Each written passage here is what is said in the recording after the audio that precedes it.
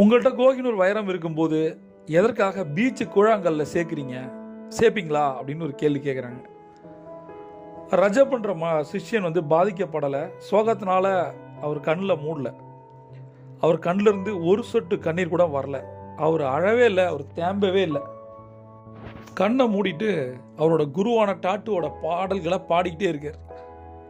அப்போ அவர் சொல்கிறாரு, ஒரு தடவை நான் கடவுளை மனித உருவில் பார்த்துட்டேன், பின்ன என்ன இருக்கிறது பார்க்கறதுக்கு, வேற எதுவும் பார்க்கறதுக்கு இல்லை. நான் என் கண்ணில் பதிஞ்சிருக்க என் குருவோட உருவத்தை தவிர வேற எந்த உருவத்தையும் பார்க்க விரும்பல. அது என்னோட இறுதி பதிவாக வச்சிருக்க விரும்புகிறேன். அதில் வேற எதுவும் படியவும் கூடாது, அது தூசியால் மூடப்படலை அப்படின்னு சொல்கிறார். இப்போ இந்த முழு கதையும் வேற மாதிரி உங்களுக்கு தோணும். இது என்ன அப்படின்னா அபரிதமான அன்பு. இது குருவோட உடம்போட கொண்டுள்ள ஈடுபாடு